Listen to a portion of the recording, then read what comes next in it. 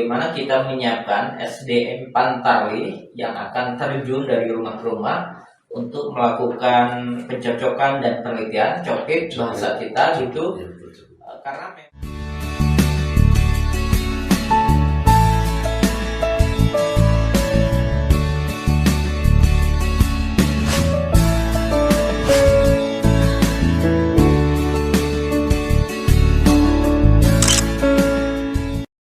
Assalamualaikum warahmatullahi wabarakatuh. Kita lagi di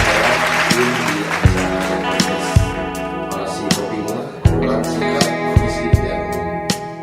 Buat milih, kali ini kita kedatangan tamu yang sangat spesial.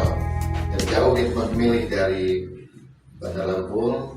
Beliau adalah salah satu anggota KPU Provinsi Lampung yang membidangi divisi Latin, Data dan Informasi. Langsung saja Bapak Agus Trianto. Siap. Assalamualaikum warahmatullahi wabarakatuh. Alhamdulillah sehat. Lumayan berjalan jauh kemarin Pak. Iya, jauh iya. Terus kemudian ini pas kesini hujan deras ya. Sebelum kita berbincang kita, mohon izin Pak, mau sedikit membacakan profil dari Bapak Agus. Ya, silakan. Bapak Agus sendiri tempat dan tanggal lahirnya di Bandar Sari 1 Agustus 1975 ya Pak. Iya. Beliau, lewat pendidikan beliau pernah bersekolah di SDN 1 Bandar Sari, MTS Muhammadiyah Bandar Sari, MA Muhammadiyah Metro, S1 Universitas Muhammadiyah, S2 STEM Jurai Siwo Metro. Dan riwayat pekerjaan beliau pernah menjadi anggota KPU Kota Metro ya Pak? Iya, betul. Konsultan PSPM Mandiri, P2TK, dan tim riset pengarif Institut Lampung ya Pak? Iya. Dan yang terakhir, beliau sekarang menjabat sebagai anggota KPU Provinsi Lampung.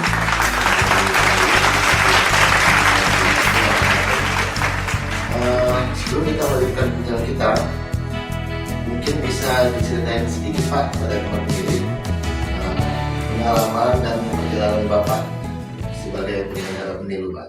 Iya, terima kasih.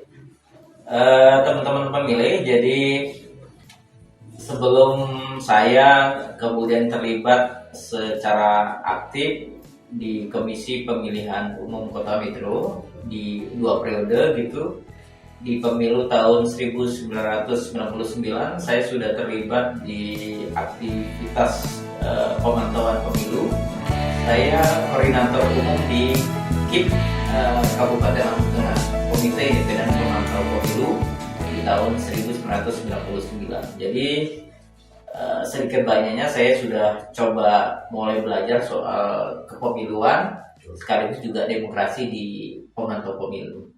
Kemudian yang kedua, pengalaman dari tahun 2008 sampai kemudian 2019 itu 2 periode di KPU Kota Metro. Baik Pak, selanjutnya berbicara tentang tupoksi atau divisi yang Bapak Agus sekarang yang membidangi divisi data dan informasi Pak. Ya. Saat ini tahapan atau pekerjaan yang sedang dilakukan antara lain pemutahiran data pemilih berkelanjutan Pak. Iya, betul. Sudah sampai di mana Pak pelaksanaan pemutahiran data pemilih berkelanjutan dan kapan berakhirnya PDPB? Iya. Teman-teman pemilih, jadi sebetulnya kerja-kerja pemutahiran data pemilih berkelanjutan itu sudah kita mulai ya di tahun 2020. Bagi yang tidak melaksanakan pilkada serentak tahun 2020, yaitu di 7 kabupaten. Sedangkan bagi teman-teman yang melaksanakan pilkada serentak, maka proses pemutiharan data pemilihnya itu mengikuti tahapan pilkadanya. Dan kalau misalnya ditarik sampai sekarang, maka sebetulnya kita sudah melakukan pemutiharan data pemilih berkelanjutan itu ya hampir 3 tahun ya. Dan insya Allah sesuai dengan SI 613 pemutiharan data pemilih berkelanjutan itu akan berakhir di bulan September tahun 2022. Karena memang di Oktober kita sudah memasuki tahapan pemutihan data pemilih untuk tahapan pemilu 2024. Setelah PDPB selesai Pak, mengenai data pemilih berkelanjutan selesai, kegiatan apa yang akan dilakukan dalam waktu dekat Pak dalam menyambut tahapan pemilu? Iya. Setelah nanti PDPB itu berakhir di September 2022, maka di bulan Oktober, di tanggal 14 Oktober 2022 itu sampai tanggal 14 Juni tahun 2023, kita akan melaksanakan tahapan pemutihan data pemilih untuk pemilu 2024. Kalau di tanggal 14 Oktober itu adalah start untuk penyerahan DP4 dari Kementerian Dalam Negeri kepada KPU RI, yang nanti DP4 itu menjadi bahan untuk proses pemutihan data pemilih di tahapan pemilu 2024.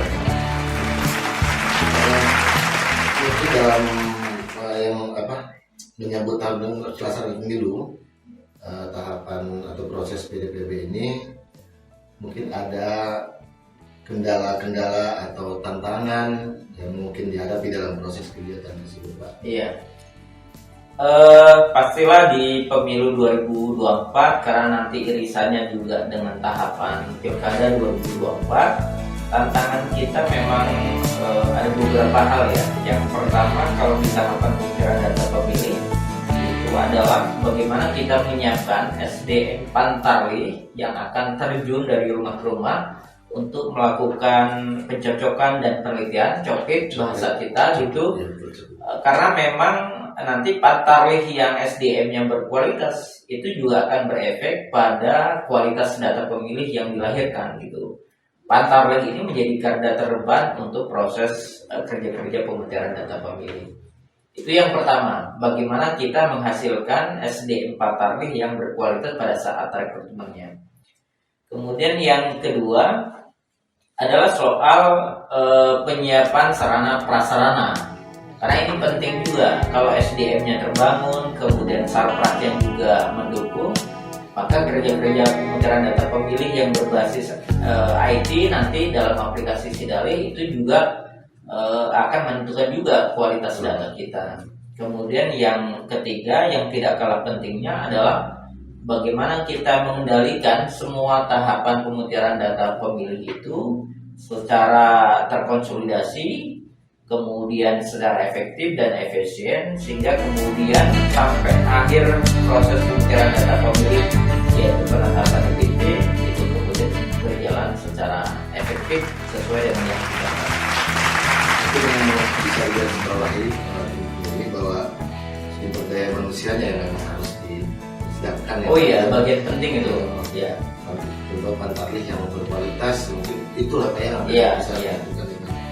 Dan tidak lupa sarana prasarana juga memilih SDM berkualitas, sarana prasarananya tidak mendukung. Jadi perlu juga jadi Pak. Ya, baik teman pemilih, sebetulnya pengen lebih banyak lagi Pak, lebih panjang lagi ngobrol perbincangan kita, tapi karena kita waktu atau mungkin lain kesempatan kita bisa ngobrol lebih banyak lagi. Siap. Dan terakhir nih Pak, bagaimana kiat-kiat agar bisa menunjukkan data yang terakhir dan berkualitas Pak? Iya.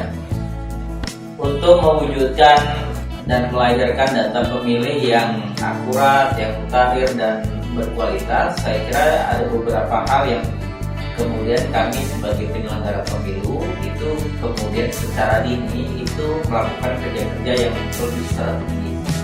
Yang pertama misalnya pada saat kita menerima DP4, maka yang perlu kita lakukan adalah melakukan pemetaan TPS ya, menempatkan pemilih secara benar sehingga kemudian pemilih itu memang ditempatkan di TPS yang terdekat dengan domisilinya.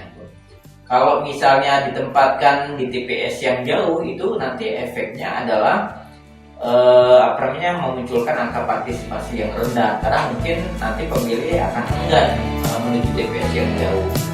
Kemudian yang kedua, boleh jadi juga nanti pemilih sebetulnya sudah terdaftar dalam DPT di TPS yang jauh, tapi karena jauh TPS-nya kemudian menggunakan hak pilih di TPS terdekat dengan menggunakan KTP elektronik. Itu nanti akan memunculkan angka daftar pemilih khususnya tinggi nanti di pemilu. Kalau di pilkada nanti juga istilahnya adalah di PTB, nanti angka di PTB-nya tinggi. Maka kemudian pemetaan TPS itu adalah strategi awal ya. Kemudian yang kedua adalah rekrutmen tadi, Pantarlih. Harus kemudian memilih Pantarlih yang betul-betul mau bekerja untuk mendata pemilih dari rumah ke rumah.